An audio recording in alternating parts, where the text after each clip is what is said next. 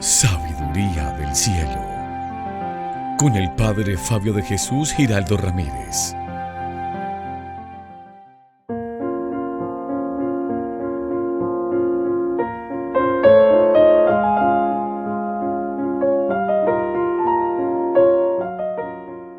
Bienvenidos, queridos amigos, a esta reflexión de la palabra de Dios.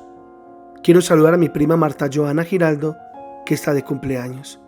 Les invito para que meditemos el evangelio de este día, tomado de San Juan, capítulo 11, versículos del 45 al 57.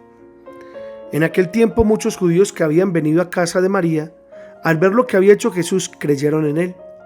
Pero algunos acudieron a los fariseos y les contaron lo que había hecho Jesús. Los sumos sacerdotes y los fariseos convocaron el Sanedrín y dijeron: ¿qué hacemos? Este hombre hace muchos signos. Si lo dejamos seguir, todos creerán en él, y vendrán los romanos y nos destruirán el lugar santo y la nación. Uno de ellos, Caifás, que era sumo sacerdote aquel año, les dijo: vosotros no entendéis ni palabra, ni comprendéis que os conviene que uno muera por el pueblo, y que no perezca la nación entera. Esto no lo dijo por propio impulso, sino que, por ser sumo sacerdote aquel año, habló proféticamente, anunciando que Jesús iba a morir por la nación, y no solo por la nación, sino también para reunir a los hijos de Dios dispersos. Y aquel día decidieron darle muerte. Por eso Jesús ya no andaba públicamente con los judíos, sino que se retiró a la región vecinal, al desierto, a una ciudad llamada Efraín, y pasaba allí el tiempo con los discípulos. Se acercaba la Pascua a los judíos, y muchos de aquella región subían a Jerusalén antes de la Pascua para purificarse. Buscaban a Jesús y estando en el templo se preguntaban: ¿qué os parece? ¿No vendrá la fiesta? Los sumos sacerdotes y fariseos habían mandado que el que se enterase de dónde estaba les avisara para prenderlo. Palabra del Señor.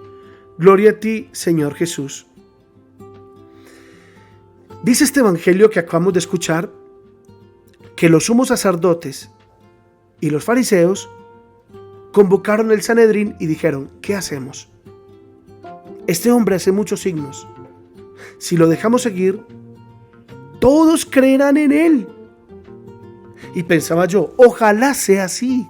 Ojalá sean muchos los que a partir de ahora crean en el Señor. Ojalá sean muchos los que a partir de ahora abran su corazón a la fe en el Señor. Ojalá seamos muchos los que a partir de ahora cambiemos, transformemos y convertamos nuestra vida. Porque hay mucha gente que dice: sí, yo creo en Dios, Dios es lo más importante en mi vida, Dios es lo que yo más amo con todo mi ser, y por eso soy practicante de mi fe, rezo, oro, voy a misa, me confieso. Pero también hay personas que dicen que no creen en Dios, que ellos no pierden su tiempo en esas cosas, que ellos no son supersticiosos, que ellos no pierden el tiempo en esos inventos que ha hecho el hombre para refugiar sus miedos. O están los que dicen que sí, que creen en Dios pero no en la iglesia, que creen en Dios pero no en los curas, que creen en Dios pero no pisan un templo, que creen en Dios pero tienen un concepto muy personal de Él, o creen en Él pero a su manera. Que esa frase es muy común: yo creo en Dios a mi manera. ¿Y qué quiere decir yo creo en Dios a mi manera? Quiere decir que me he hecho un Dios a mi gusto, me he hecho un Dios según mis complacencias, me he hecho un Dios según mi manera de pensar y ver la vida, me he hecho un Dios a mi imagen y a mi semejanza. Qué impresionante esto, ¿no? El ser humano le quiere decir a Dios cómo tiene que ser. Y a la manera del ser humano, ¿cómo resulta Dios? ¿Saben cómo resulta Dios? Un Dios enano, mezquino, superficial, mediocre, trivial, igualito al ser humano. Un Dios con los mismos defectos del ser humano.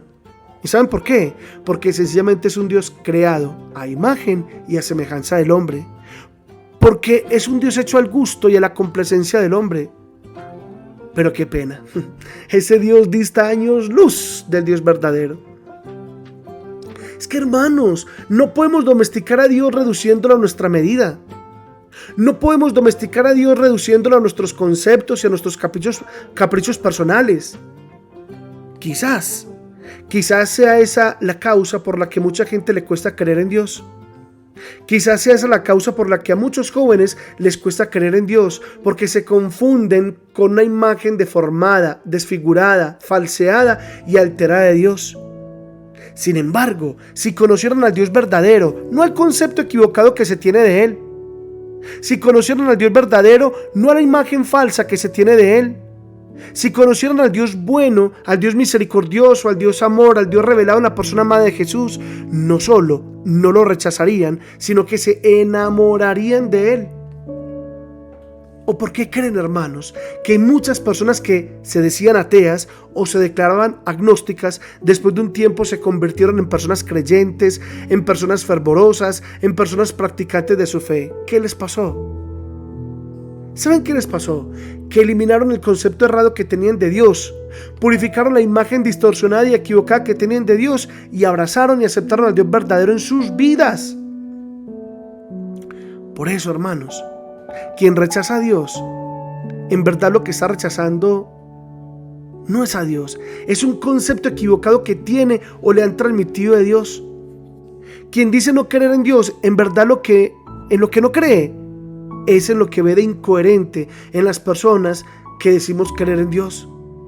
Esa es la imagen distorsionada que quizá le hemos presentado de Él.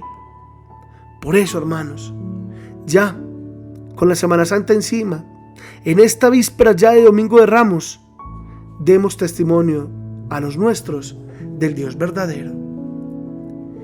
Que el Señor nos bendiga a todos en el nombre del Padre, y del Hijo, y del Espíritu Santo. Amén.